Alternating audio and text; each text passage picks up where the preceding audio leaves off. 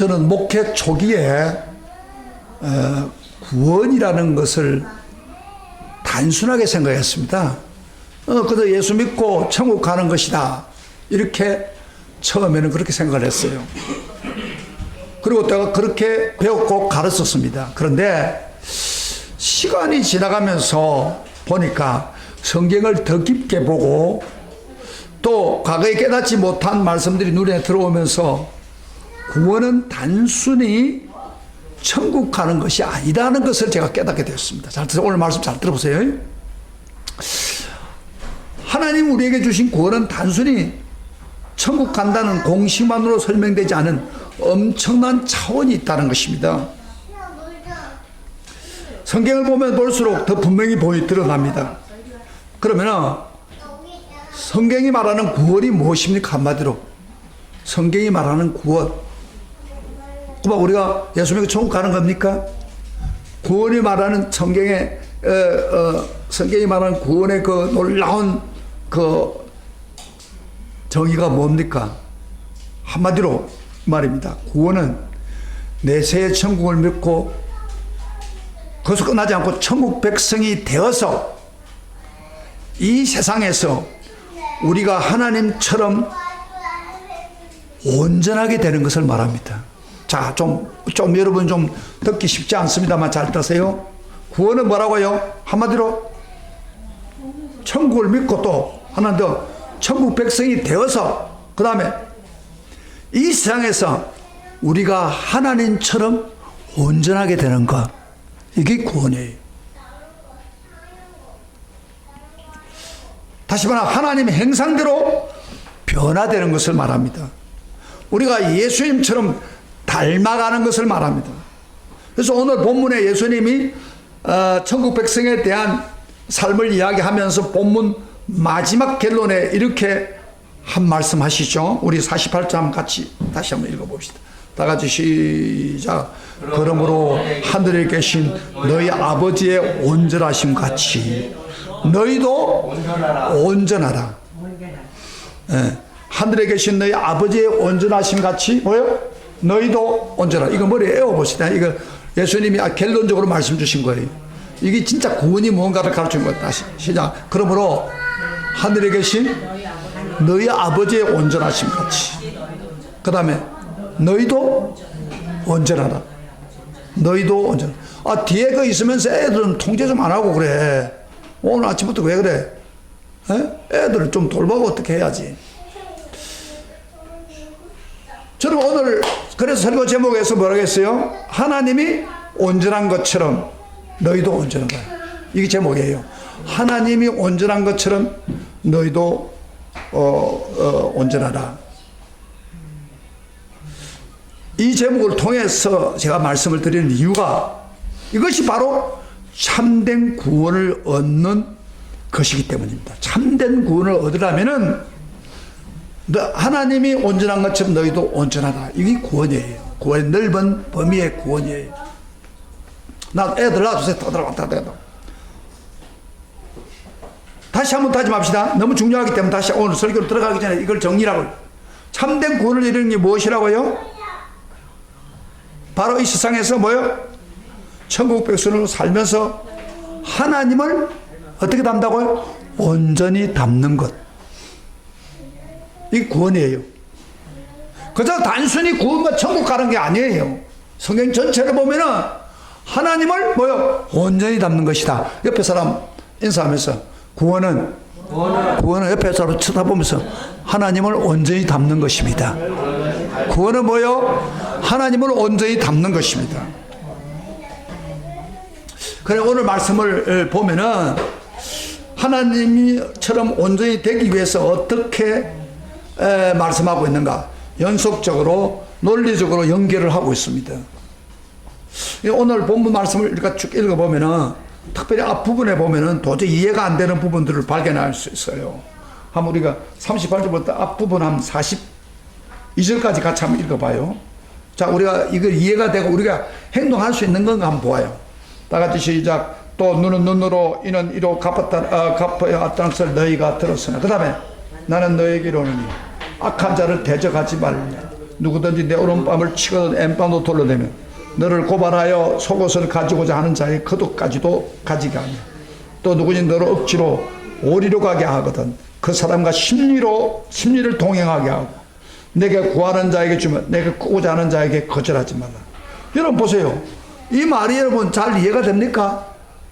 여러분 이렇게 예수님은 하라고 했는데 이거 할 수 있어요? 예?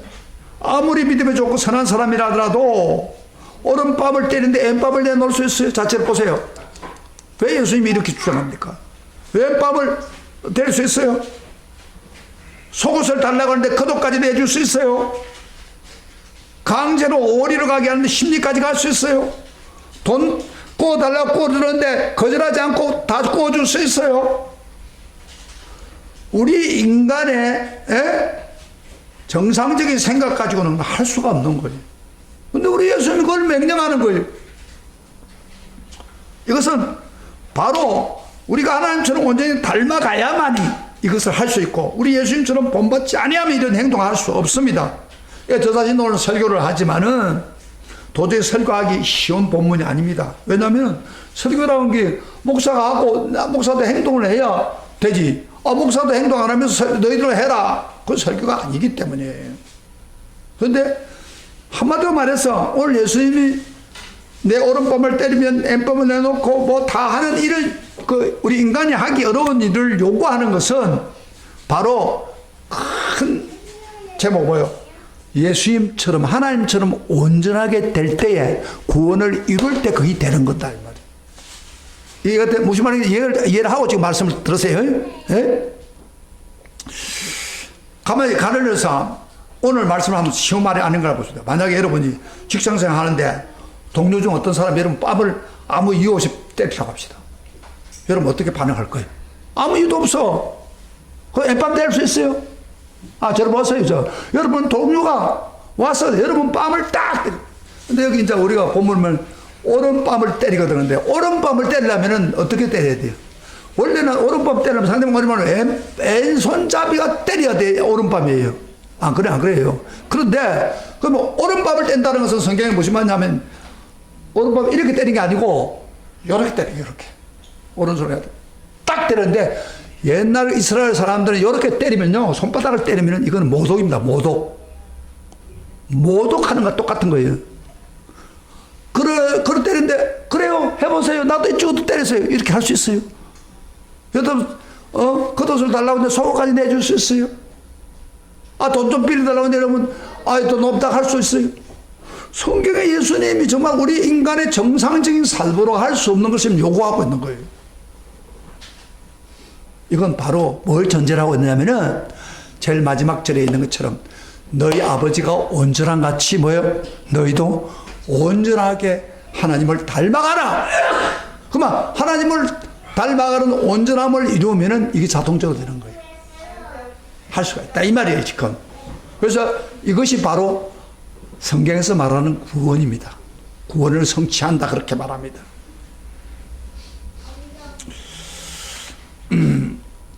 그러면서 보세요. 그것만 이야기하는 거 또 나아가면서 하나님 온전한 좀 살지 않으면 안 되는 더 어려움을 요구하고 있습니다. 우리 43절부터 44절까지 보세요. 자, 이것도 쉬운 게 아닙니다. 같이 43절부터 44절까지 시작. 또 내 이웃을 사랑하고 내 원수를 미워하라 하였다는 것을 너희가 들었으나 그 다음에 당연하죠. 이웃을 사랑하고 내 이웃을 미워하라는 건 당연한 그런데 나는 너희에게 이르노니 너희 원수를 사랑하며 너희를 박해하는 자를 위하여 기도하라. 여러분 이웃을 사랑한다면 이해가 돼요. 그런데 뭐요? 내 원수를 사랑하고 그 다음에 너희를 박해하는 자를 위해서 기도하라. 야 대단한 말 아닙니까? 자, 우리가 어떻게 하나님처럼 원수를 사랑할 수 있습니까? 이 하나님만이 할 수 있는 거예요. 어떻게 하나님처럼 나를 핍박하는 자를 위해서 기도할 수 있을까요? 여러분, 물론 악인을 사랑하려면은 그럴 수 있기는 해요. 여러분 북한 지도자인 김정은 우리 원수 아닙니까? 그 사랑하고 기도할 수는 있어요. 그러나 왜 그러냐? 직접 나에게 피해를 안 입기 때문입니다. 그러나 내게 치명적인 피해를 주고 원수인, 그리고 여기 핍박한 자라고 했으니까 핍박을 통해서 많은 어려움을 우리에게 주고 엄청난 원한을 가슴속에 쌓여있는 그 원수 같은 사람을 사랑하는 것이 쉽지 않습니다. 예? 나에게 해를 끼치는 자처럼 설교를 들었어요. 설교를 들으라고. 너 쳐다봐요 지금요. 설교를 이렇게 귀를 들으라고 지금. 야, 지금 제 이야기 아주 예수님 말씀에 예수님 지금 이렇게 이야기하고 있잖아요. 예? 여러분 원수를 사랑하라. 그 말도 안 되는 얘기죠. 어떻게? 나에게 지금 피해를 주는 사람, 나하고 상관이 없는 원수는 우리가 기도할 수도 있고 그렇게 할 수 있어. 그러나 나에게 피해를 주고 고통을 주고 그 사람한테 사랑하라. 안 되면 기도해라. 그렇게 말씀하고 있단 말이에요. 쉽지 않아요. 하나님은 할 수 있지만 우리 그건 불가능합니다. 그럼에도 불구하고 하나님은 우리에게 그런 사랑을 요구하는 것입니다. 그리고 바로 우리 모두가 자신을 닮기 원하기 때문입니다. 세상에 내가 너를 사랑한 것처럼 너도 사랑해라. 같이 사랑해라. 그런 이야기입니다. 왜? 너가 내 자녀이기 때문이다. 그런 이야기. 그래서 자녀는 닮아야 됩니다. 아까 보세요. 우리 딸들이 찬양을 하는데 애들이 와서 막 찬양하려고 그러잖아요. 잘 봐요. 자기도 하고 싶다 그 이야기죠. 모르긴 해도 자기도 찬양하고 싶고 자기도 노래 부르고 싶다 그 이야기. 그러니까 엄마가 갖고 있는 찬송가를 빼앗아 가지고 자기가 뭐 부르지도 못하지만 한다. 이게 정상적이에요.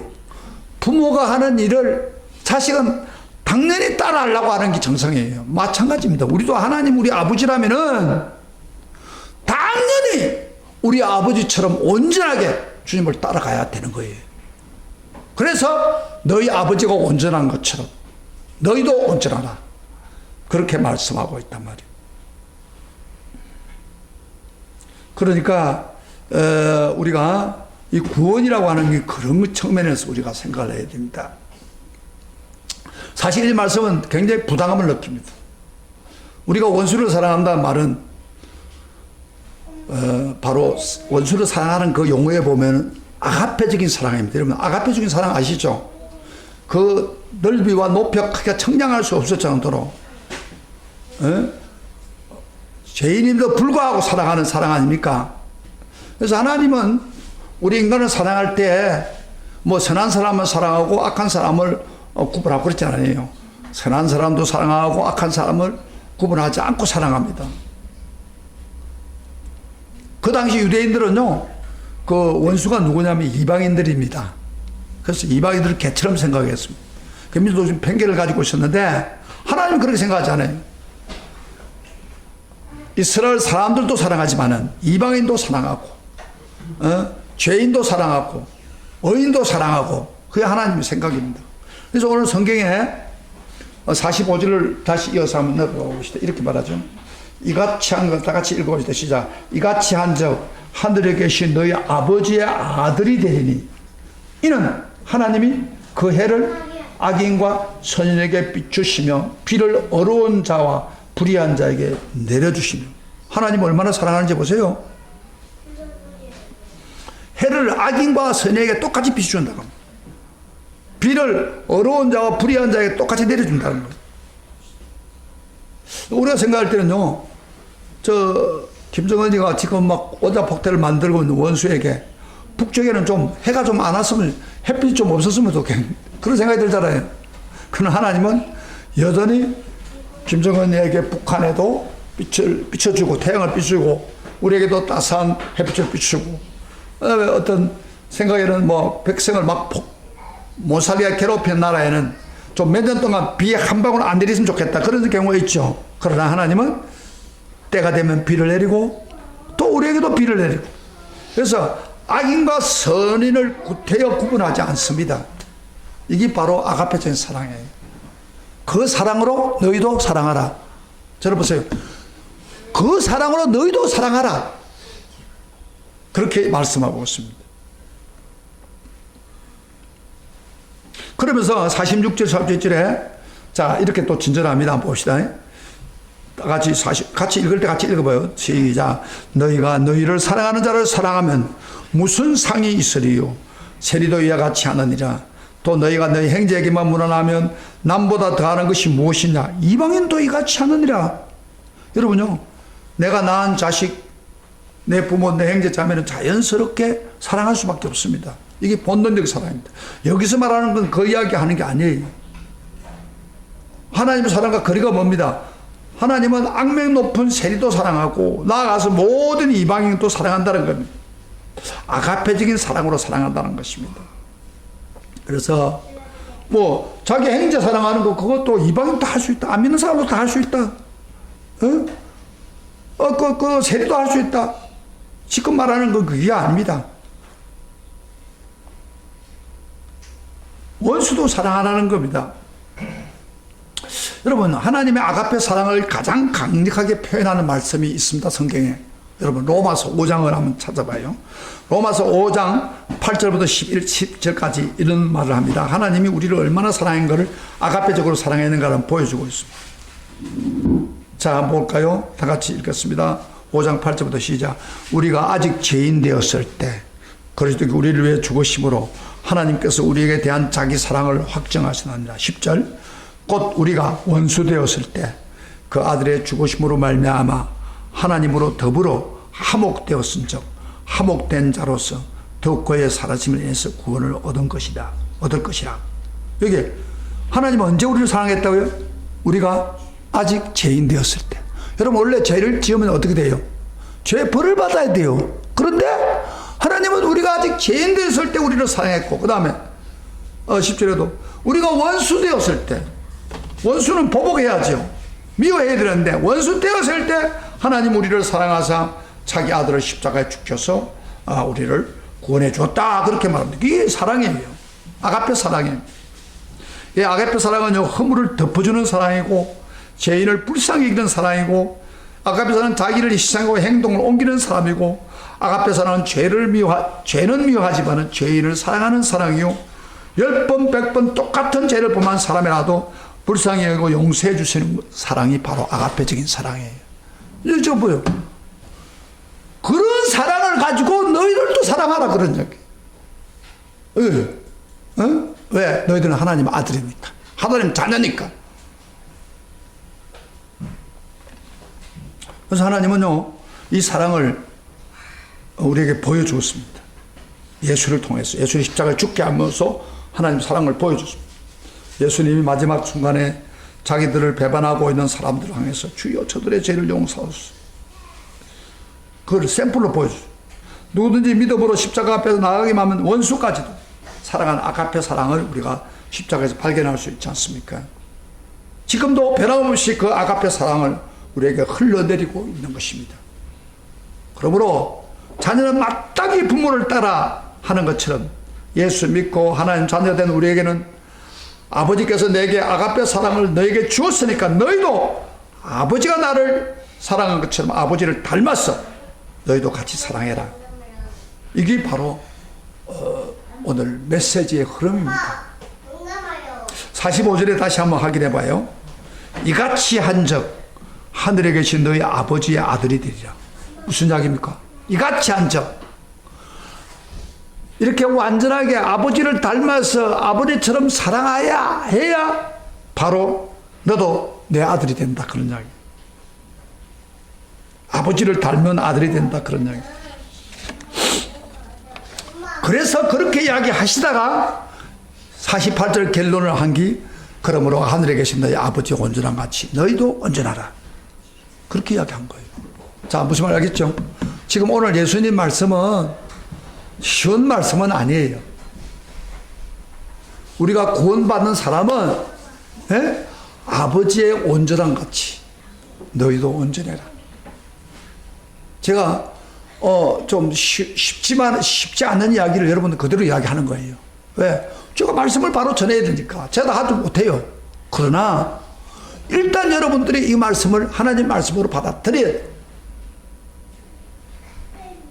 아버지가 온전한 것처럼 너도 온전하다. 그런데 여기 온전한다는 말이 우리가 생각할 때 온전하다 이렇게 할 때 도덕적으로 흠없고 완벽한 사람들이라는 그런 말로 생각하기 쉽죠. 그런데 이 온전하다 말은 원래 그 헬라어 말을 보면 텔레이오스란 말인데 헤라 말로 맹생 텔로스란 말에서 나오는데 이것은 뭐냐면 목표, 목적이란 그런 말입니다. 그러니까 너희 온전하는 말은 목적에 일치하는 사람이 되라 그런 이야기. 하나님께서 우리 자기처럼 온전하게 하는 말씀이 무슨 의미냐면은 하나님 우리를 창조할 때 가지고 있던 그 목적, 그 목적에 부합하는 사람이 되라 그런 이야기입니다. 하나님이 우리 인간을 만들 때 목적이 뭐였어요? 창세기 1장 27절에 보면 하나님이 자기 행상 곧 하나님 행상대로 사람을 창조하셔서 남자와 여자를 만들. 우리 인간을 만들 때 하나님의 행상을 창조했다. 하나님 행상대로 살기를 원해서 하나님 행상대로 만들었다 그랬습니다. 그러니까 지금 여기서 아버지 온전한같이 너희를 온전하라 말은 무슨 말입니까? 하나님과 똑같은 닮은 존재로 살아라 그런 이야기. 하나님의 행상을 닮은 삶을 살아라 그런 이야기. 여러분요, 하나님의 행상을 살고 있습니까? 오늘날 우리 시대가. 여러분, 사탄이 와서 우리 인류를 유혹함으로 최초의 인류는 죄를 범하게 되고 하나님 우리에게 갖춰졌던 하나님 행상을 잃어버려 파괴되어 버렸습니다. 오늘날 우리 인간의 모습을 보면요, 하나님 행상이 아니라 마귀의 행상을 많이 닮았습니다. 아무리 교육을 많이 시켜도 하나님 행상보다 마귀 행상을 담고 살아가요. 아무리 부유하고 높은 지위를 가져도 잘 보면 마귀 행상을 많이 닮아가요. 거짓말하는 꼴을 보고. 여러분, 이번에 그 10명을 하성군에 있는 10명의 여자들을 겁탈해가지고 죽인 사람 있죠. 그 사람 쪽에서 화제가 됐는데, 여러분, 그 사람의 행상은 뭐 같아요? 예수님의 행상 같아요? 마귀의 행상이에요. 마귀의 행상. 오늘 인류가 이렇게 하나님 행상을 다 잃고 살았다면, 그럼 하나님께서 오늘 이게 말한 거예요. 내가 처음 만들었던 그 행상을 따라서 그 행상대로 살아라 그런 이야기. 그래서 너무 안타까워서 하나님은 자기 아들 예수를 이 세상에 보내가지고 그분이 어떤 분인 걸 모델을 보여준 거예요. 이렇게 살아라. 너희가 나를 믿으면 하나님 자녀가 되고 모델이신 예수님처럼 하나님 행상을 회복하는 온전한 사람이 되라. 그렇게 말씀하고 있는 것이 바로 이것이 구원을 이루는 거예요. 여러분, 구원 가면 그만 가만히 있다가 천국 가는 거 입만 믿으면 천국 가는 그거 아니에요. 지금 구원을 이루라는 말은 잘 봐요. 무슨 말이라고? 하나님의 행상을 그대로 유지하고 그 행상을 드러내면서 하나님을 닮아가는 삶, 거기 구원을 이루는 거예요. 저는요, 한국 교회가 왜 이렇게 타락했고 하나님 원하지 않은 대로 살아가느냐, 이유가 있다고 생각해요. 신학교부터 잘못된 거예요. 제가 신학을 7년 공부했는데 우리가 신학을 배울 때 이렇게 배웠어요. 하나님 우리를 부르시고, 로마서 8장에 보면 부르시고, 그 다음에 어렵게 하시고, justification, 그 다음에 어렵게 하고 끝나는 게 아니라 glorification, 영광스럽게 만들었다. 우리를 그렇게 만들었다고 불러가지고 어렵게 만들고 그것을 끝나고 바로 영화롭게 만들었다. 그렇게 이야기가 나와요. 성경에 나왔는데 그거를 신학교에서는 해석을 어떻게 하냐면 이렇게 합니다. 아직 영화롭게 된 게 아니니까, 우리가 완전하게 영이 되지 않으니까 천국에 가서 우리 인간이 영화롭게 된다. 그렇게 가르칩니다. 저도 그걸 알아서 그렇게 믿었어요. 그러니까 우리가 하나님 닮아가지고 영광스럽게 사는 것이 얼마나 중요한 것을 제대로 배워줍니다. 하나님 말씀 그게 아니에요. 어렵게 될 뿐 아니라 이 세상에서 하나님 닮아가지고 영화롭게 살아라 그런 이야기예요. 그걸 신학교 자체가 그렇게 가르치고 그러다 보니까 오늘 한국 교회가 성도들이 다 그렇게 되고 있어요. 그게 안타까운 거예요. 그래서 이렇게 생각하죠. 예수 믿고 또 죄 짓잖아요. 그러면 뭐라게 해요? 핑계하면서 마음은 이렇게 육신이 약하니까 죄 짓는 사람 앉은 사람 어디 있겠습니까? 또 용서해 주세요. 날마다 잘못하면 용서해 주세요.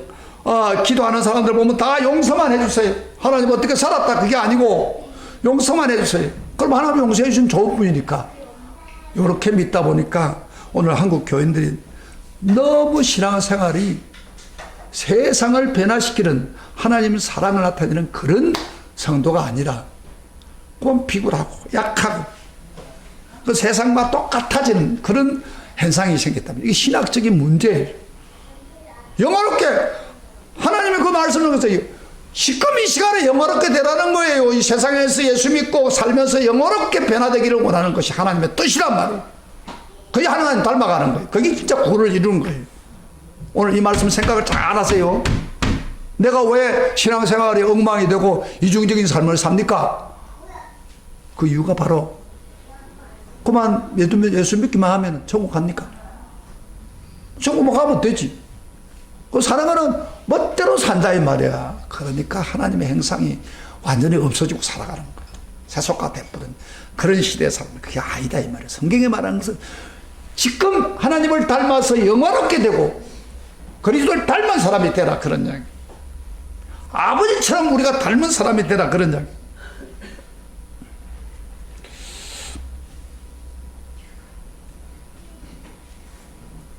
하나님이 원수를 사랑하기 때문에 우리도 원수를 사랑해야 됩니다. 원수가 줄일 때 먹을 것을 가져다 줘야 되고 목마른 것을 보면 마실 물을 줘야 되고 또 이들 안 되면 기도를 해서라도 그들을 해야 됩니다. 원수를 갚겠다는 생각을 하면 안 됩니다. 성경적이 아닙니다. 사람이 원수에게 그런 마음이 생길 수 있죠. 사람의 마음이 동하게 되지 않고 명령에 순종하라는 그 의지를 가지고 움직여야 됩니다. 제가 얼마 전에 내가 한번 설교할 때 한 이야기, 수영장에서 너 조그만 애한테 그 아빠가 좀 뚱뚱했다가 이게 살이 빠지는데 너 왜 이렇게 열심히 수영을 하냐니까. 제가 아버지처럼 안 되기 위해서 수영을 한다고. 똑똑하다고. 그래서 너가 아버지가 좀 뚱뚱하지만은 이렇게 너도 안 되기 위해 그렇구나. 그렇게 했는데 이 자식이 조그만한 저 아버지한테 달라가가지고 아버지 보고 뚱뚱하다고 뚱뚱 보라고 그랬다고 그러면서 연락이 와가지고 아버지가 와서 나를 막 맥살을 잡고 난려난 거예요. 제가 이야기했죠. 그래서 싸워봐주면 안 되겠고 내가 그런 적 없다고 해도 막 그거 받아들였잖아요. 근데 얼마 후에 보니까 이 사람 계속 수영장에 만날 건데 찝찝할 것 같았어요. 그래서 제가 그 다음날 내가 좀 배려를 잘 못했다고 뚱뚱하는 말을 본인이 싫어하니까 그 말을 내가 배려를 못했다고 그래가지고 풀었는데 그 사람이 이번 수영회 하다가 수영회 이렇게 배행을 이렇게 손을 하다가 이렇게 한 바퀴 도는 걸 잠깐 시키더라고요. 하다가 뒤로 도는데 이 사람이 돌다 보니까 정신이 그 순간에 좀 멍해졌는지 모르지만은 돌다 보니까 지금 100이 가까이 오는 것도 모르고 오면 100을 받았던 거예요. 모르고 마지막까지. 그래가지고 머리를 100을 받고 목이 약간 이렇게 상처를 입고 그만 난리가 난 거예요. 그래가지고 이제 수영 끌어내가지고 누가 있더라고. 우리는 몰랐죠. 우리도 막 하고 있으니까. 그래가지고 지금 상황이 너무 안 좋았어요. 그리고 막 그 코치가 가만 누워있고 목이 혹시 부서지고 싶어서 누가 혹시 물리치료를 해본 사람이 있느냐고 막 그런 입장이에요. 그러면 사람들 모이고 코치도 어떻게 할 수도 없고 저 목이 그러니까 손을 어떻게 뗄 수도 없고 이제 그러던 중에 순간적으로 제가 이거 큰일 나면 안 되겠다. 그래서 제가 그 누워있는 발을 잠깐 잡아가지고 거기니까 우리 신자들이면 큰 소리 기도하겠는데 제가 하나님 자비로우신 하나님 저 아들 조금도 부족함이 없이 회복되게 해주십시오. 일어나게 해주세요. 그래서 제가 정말 불쌍히 여기는 마음으로 하나님 기도하고 기도를 마치고 주님의 이름으로 기적을 베풀어 달라고. 이 사람 어떻게 지금 나가면서 왔는데 그렇게 속으로 이렇게 기도를 하고 있어서 손을 잡고 기도하고 있는데 다 마치자마자 이 사람이 빨딱 일어나 버린 거예요. 우연히 일치인지 하나님 은혜지. 하나님. 일어난 적이 있는데 다시 말하면 좀 껄끄러운 사람한테 좀 이렇게 사랑으로 대한다는 게 쉽지 않잖아요. 안 그래요? 그러면 이 세상을 변화시킬 수가 없습니다. 우리 성도는 아버지의 온전한 것처럼 원수까지 사랑하고 그게 안 되면 원수를 위해서 기도하기까지 해야 된다는 거예요. 사실은 원수를 사랑하는 마음이 없잖아요. 원수를 바라보고 사랑하는 마음은 아무도 없죠. 어떤 사람은 그래요. 그런 마음이 생기야 사랑하지. 그런데 그 마음이 어떻게 생깁니까? 의지를 가지고 예수님이 나도 하나님처럼 닮아야 되니까 의지를 가지고 원수라도 사랑하려고 할 때 사랑의 마음이 생기는 거예요. 아니 내가 그 선한 사랑의 마음이 없는데 내가 어떻게 원수를 사랑해? 그러면 평생 못합니다. 내가 부족하지만 하나님이 나를 하나님 자녀처럼 온전하게 되라고 하셨으니까 그래 내가 의지를 가지고 저 사람을 사랑해야지. 아니면 사랑하시는 것을 홍대라도 내야지. 이런 마음으로 의지를 가지고 기도하는 가운데 하나님의 사랑을 부어서 그 사람을 사랑하게 해주는 거예요. 원수를. 원수를 사랑한다는 건 쉽지 않아요. 자체를 보세요. 그 원수라는 게 멀리 있는 게 아니에요. 가장 가까운 사람이 원수가 될 수 있어요. 남편이 원수가 될 수 있고, 아내가 원수가 될 수 있고, 주변에 원수가 될 수 있어요. 그 사람을 사랑하는 마음으로 정말 사랑하는 마음이 있습니까? 그 사람 쳐다보면 안 하지 못하지만은 예수님이 나보고 내가 온전한 것처럼 너희도 온전하라고 했으니까. 내 이웃을 내 몸같이 사랑하라고 했으니까. 원수도 사랑하라고 했으니까. 그래서 순종하면은 사랑의 마음이 부어지는 겁니다. 옛날에 이런 사람 있었죠. 우리가 미국에서 아주 신유 역사 강하게 일어나는 한 사람 있었죠.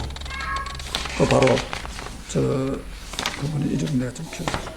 그분이 책에 보니까 그 기도의 여자분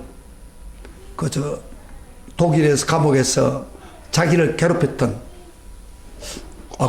쿨만이라는 그 사람이 쓴 책을 보니까 독일 감옥에서 그를 아주 괴롭힌 사람인데 막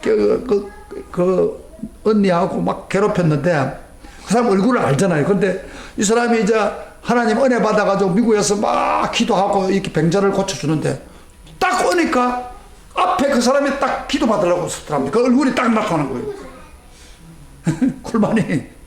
그 순간에 갈등이 저 원수를 갚아도 모자란 저 원수 나를 어떻게 괴롭혔던 생각이 확 나는 거예요. 그래서 피하려고 하니까 기도를 해주다가 저 사람은 안 된다 하니까 성령께서 마음에 감동을 주기를 그 사람도 사랑해야 돼. 그 사람들 왜 기도해 줘야 돼. 원수를 사랑하라고 했지 않나? 그래서 이 쿨만이 주님 내가 사랑하게 해주세요. 저 사람도 내가 기도해 줄 수 있게 사랑의 마음으로 기도하게 해주세요 했더니 하늘에서 하나님의 사랑이 막 부어져가지고 그 사람을 뜨겁게 사랑해주고 그 사람을 뜨겁게 기도했다는 그런 간증을 합니다. 그래서 우리가 원수를 사랑하는 게 쉽지는 않아요. 그러나 우리는 누구요? 하나님의 자녀니까 하나님의 그 온전하심을 본받아야 되니까 그래서 우리가 그걸 해야 돼요. 여러분요, 하나님의 원수를 사랑하는 그런 분들이 많이 있는데 그 중에 특별히 제가 손양은 목사, 우리 전에 한 번도 이야기했지만 세계 역사 가운데 손양은 목사만큼 원수를 사랑하고 감동적으로 원수 사랑하는 사람은 없다고 할 정도로 아주 대단한 일을 했죠. 우리가 그 손동희 권사가 쓴 책을 우리가 몇 년 전에 봐가지고 읽었는데 여기에 보니까 그걸 아주 잘 이야기해 놨어요. 손동희 권사가 중학교 때 그 아버지에게 일어났던 것을 직접 목도한 사람이니까 그 사람만큼 손양호 목사에 대해서 잘 아는 사람 없어요. 있었는데 여기 보니까 손양호 목사가 그 1902년에 태어났는데 평양신학을 졸업하고 37에 전라도 여수에 가가지고 여수 애양원 교회를 담임했답니다. 다시 말 환자를 위한 나은 자를 위한 그 사역을 했는데 1년 남짓 사역하고 있을 때 그 일본이 그 신사참배를 강요했어요. 그래서 이 사람도 성경을 하나님 위해서 섬기지 말라고 했으니까 할 수 없다고 해가지고 감옥에 들어가가지고 손양원 목사도 5년 동안을 옥고를 치르고 추록했어요. 해방될 때까지. 그러다가 다시 여수 애양원에 돌아와서 뜨거운 마음으로 나한 자를 섬기며 목회를 하고 있는데 불과 3년밖에 안 됐는데 여수 순천 반란 사건이 일어났습니다. 우리 잘 알죠? 역사에 나오잖아요. 그때 고등학생들이, 중고등학생 청년들이 공산당원으로 막 돌변했습니다. 그런데 그 중에 특별히 손양원 목사의 아들, 큰아들 동인이하고 동신이 아주 공부도 잘하고 똑똑하게 생긴 애에게 반항을 펜수 때까지 예수 믿는다고 안 입고 보던 어떤 학생이 이 두 애들 우선 동인을 끌고 가니까 동생이 따라온 거예요. 그러면서 그들을 고민하면서 마지막 총을 쏘기 전에 너 끝까지 예수 안 믿으면 예수 안 믿겠다 하면 내가 놔준다. 끝까지 믿는다면 죽여버리겠다. 그런데 동인이가, 큰애가 나 예수 믿겠다고. 동신이도 동이 같이 했는데 동인을 쏘아버리니까 동신이도 자기 또 그걸 예수 믿겠다고 하니까 동신이까지 죽여버렸어요. 두 아들을 하루아침에 총살시켜버렸어요. 그래가지고 그 큰아들은 미국까지 유학하려고 그런 준비하고 있는 중에 죽었어요. 그래서 그 1000여 명의 성도들을 모아놓고 손양원 목사가 장례 예배를 드리는 자리에서 저 유명한 10가지 감사를 하지요. 아들 죽은 것에 감사하는데 그 10가지를 다 이야기할 수 없고 3가지만 제가 언급한다면은, 나 같은 죄인의 혈통에서 순교하는 자식 하나만 아니라 2 아들까지 나오게 하시니 감사합니다. 이렇게 감사했답니다. 그 다음에 두 번째로 또 한 가지는 미국 유학 가려고 준비하던 내 아들이 미국보다 더 좋은 천국에 간 것을 감사합니다. 그렇게 했고요. 또 이런 감사를 했답니다. 내 사랑하는 2 아들을 총살할 원수를 해결시켜 내 아들을 삼고자 하는 사랑의 마음을 주신 하나님께 감사했다. 아마 그 손양원 목사가 벌써 그때부터 동인이 동신이를 죽였던 그 사람을 자기 아들로 삼으려고 생각했는 것 같아요. 그리고 장례를 치르고 난 후에 이제 그 장례를 마치고 난 후에 그 송동이 근사, 그러니까 그 딸이죠. 큰 딸한테 불러가지고 자기 이야기를 심정을 이야기했는데, 아무리 그가 원수지만은 우리 2 아들을 죽였지만은 양아들을 내가 삼아야겠다 하니까 딸이 막 깜짝 놀라운 거예요. 그 오빠 둘이를 죽인 그 사람을 양아들로 삼겠다고 하면서, 그러면서 하는 말이, 소목사가 이렇게 설득했답니다. 동해야, 10계명의 1계명, 2계명의 하나님 명령이지만 원수를 명령이라면은 원수를 사랑하는 말씀도 똑같은 말씀이다. 그런데 어느 것 순종하고 어느 것 불순종하면 되겠느냐.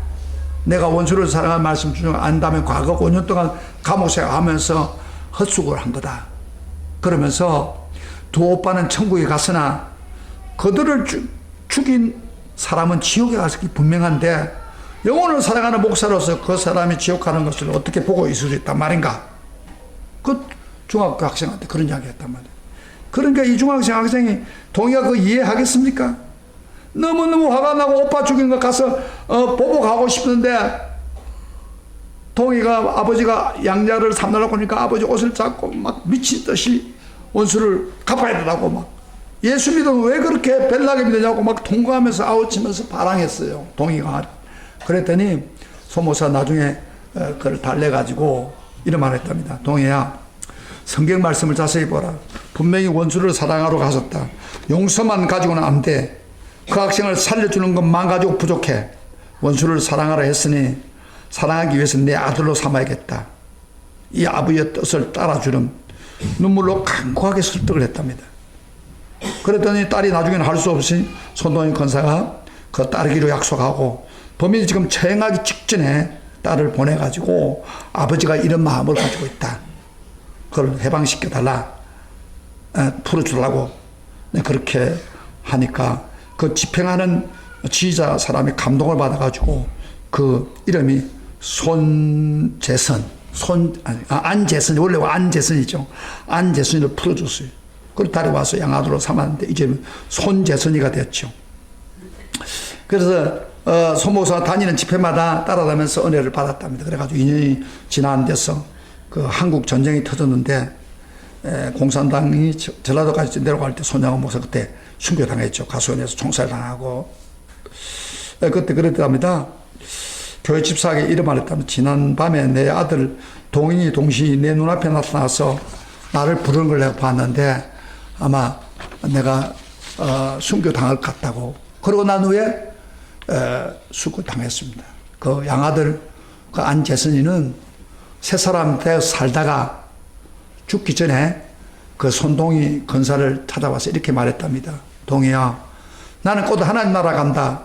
내가 죽어서 천국에 가면 내 두 오빠에게 무릎 꿇고 사죄하련다. 그렇게 하고 죽었답니다. 어쨌든 예수 믿고 구원받는 사람이 된 거예요.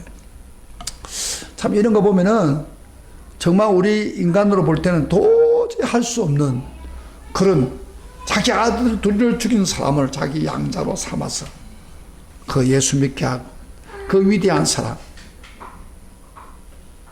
거의 불가능한 것을 가능케 했던 이야기. 그러면 이 손양호 목사가 어떻게 이렇게 할 수 있을까? 손양호 목사 이걸 깨달은 거예요. 너는 하나님 아들이고 하나님 아들처럼 온전하게 되어라. 하나님 온전한 것처럼 너도 온전하게 해라. 그리고 원수를 사랑하라.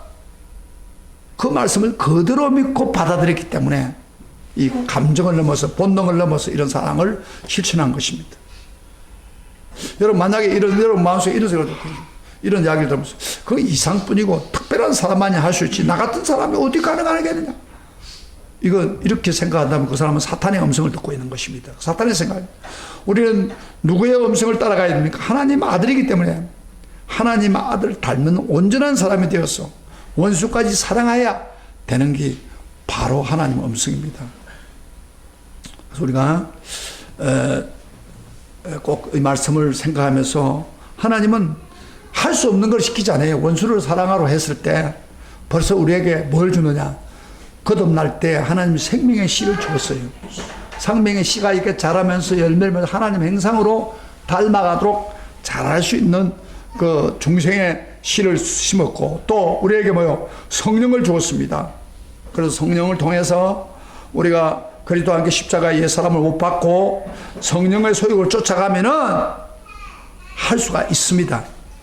원수를 사랑할 수 있는 하나님 자녀로, 거룩한 자녀로 만들어 주셨습니다.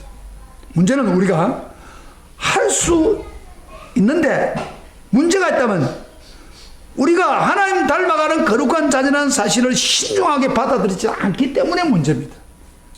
또 문제는 뭐냐? 성령 안에서 성령에 붙들려 살면 원수도 사랑할 수가 있는데 그 가능성을 믿지 않고 있기 때문에 문제입니다. 내게 능력 주신 자 안에서 내가 모든 걸 할 수 있다고 성경은 말하지 않습니까? 그러니까 우리가 성령을 붙들고 참 말씀을 순종해 살겠다 한다면 원수도 사랑할 수가 있습니다. 이건 손양은 목사에게만 준 게 아닙니다. 손양은 막사만 실천할 수 있는 게 아닙니다. 우리 모두가 할 수 있습니다. 왜? 똑같이 우리가 하나님의 자녀이기 때문에. 그래서 우리가 작은 예수가 되어서 이 병든 세상을 고치고 사랑으로 마귀와 덕식이라는 이 사회를 변화시킬 수가 있습니다. 예수님이 할 수 없는 것을 오늘 말씀하고 있지 않습니다. 너희 아버지가 온전한 같이 너희도 온전하라. 이 말씀을 붙들고 우리가 기도하면서 성령님의 도움을 구하면 우리도 사랑할 수 있습니다. 정말 나를 죽이려는 사람을 사랑하지 못하더라도 내 이웃에, 내 가정에, 내하고 맞지 않은 사람까지 우리를 포용하며 살아야 됩니다. 이것이 바로 천국 백성이 살아야 될 방향을 오늘 말씀합니다. 오늘 말씀 굉장히 쉬운 말씀 아닙니다. 저도 이 설교를 하면서 주님, 저도 원수를 사랑하는 마음 주시고 찝찝한 사람 그만 지나지 말고 정말 그들을 위해서 기도하고 사랑할 수 있는 마음을 주세요. 그러면 기도하면서 이 말씀을 전했는데 우리 모두가 다 죄 이야기가 아닙니다. 우리 예수님이 천국 백성이 마땅히 살아야 될 것은 너는 하나님의 아들이기 때문에 하나님의 행상을 닮았기 때문에 하나님의 온전한 것처럼 너희도 온전하라. 이거 주님의 말씀입니다. 순종할 수도 있고 안 할 수 있습니다. 그러나 순종하면 놀라운 일이 벌어집니다. 기적이 일어납니다. 그렇게 이 말씀 붙들고 천국 백성으로 살아가는 우리 모두가 되시기를 축복합니다. 이 말씀 들으면서 나는 안 돼! 그럼 벌써 사탄의 소리예요. 그건 하나님의 소리가 아닙니다. 그렇게 살기 때문에 우리는 이 세상을 변화시키지 못합니다. 오늘 말씀 붙들고 주여 우리도 정말 주님의 말씀을 따라서 그렇게 살 수 있는 인간이 되게 해 주옵소서. 우리 꼭 그런 마음을 가지고 살아갈 때 성리가 우리가 이 세상을 변화시키는 손양훈 목사 같은 작은 예수가 될 수 있을 줄 믿습니다. 우리 다 같이 일어나서서